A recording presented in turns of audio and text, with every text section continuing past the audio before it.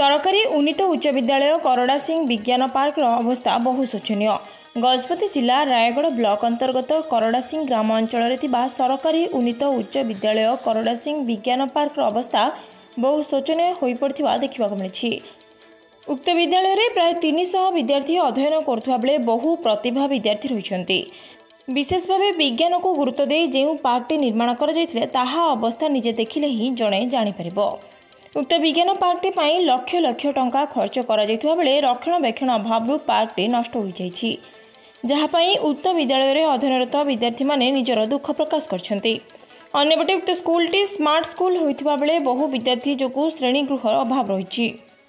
मु Sunaina Sabar government high school Karadasingh छात्री 10th class रो छात्री।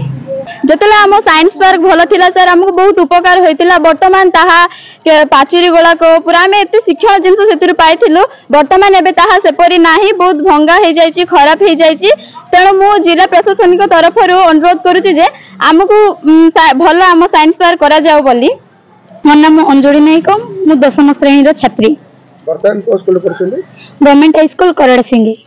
मेन रहा आम टीचर गुड़ा भल पाठ पढ़ाऊँच किंतु आम रूम सफिशिएंट नाई पाठ पढ़ा आमर ताल लांगुएज से पाठ पढ़ा होम अन्य रूम को जावाक पड़ू। जिते आमर इलेक्ट्रोनिक ऑटोमेटिक गुड़ाक गले जिते A1 बसती मैंने ये सेक्शन ए सेक्शन बसती से आम साइंस लैब किंबा साइंस रूम रे आम बसुचु।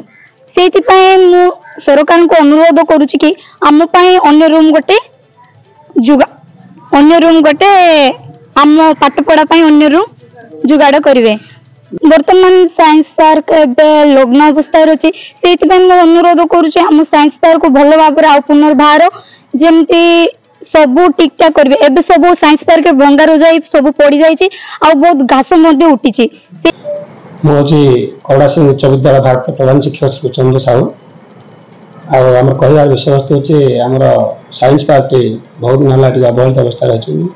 तेणु ये जो साइंस पार्क टी जदि पुनरुद्धार कर रक्षणाबेक्षण कर आमर विद्यालय तथा विभिन्न विद्यालय छात्र छात्री मान बहुत उपकृत होते।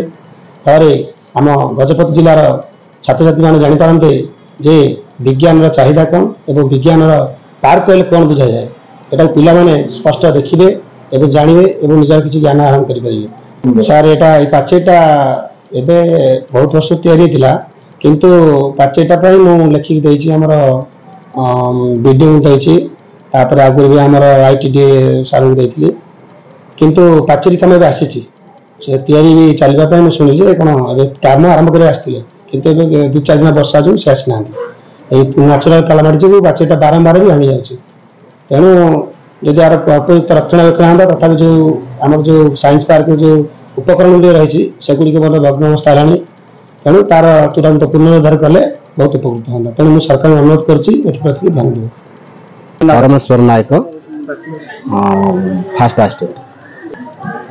प्रकृत में असुविधा माने आमर पिला संख्या प्राय 350 रु अधिक से अनुसार रूम ना आम बारंबार तो यहाँ तो पंचायत स्तर को जाइए पंचायत समिति आम बारंबार जनइला से माने पैसा रखीचु करूँ मसरे पलि आसो ये वर्ष होमती कहते किंतु बहु घात प्रतिघात फल आम पाठ पढ़ा चालू रखीचु किंतु तार समाधान जदि सरकार तुरंत ने आम स्कूल कौन आवश्यक रही क्लासरूम आवश्यकता रही।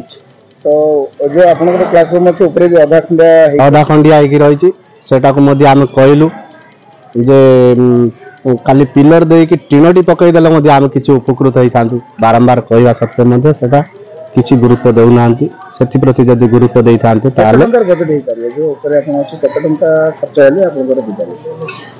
मिनिमम 15 लाख 20 लाख 15-20 लाख भीतर।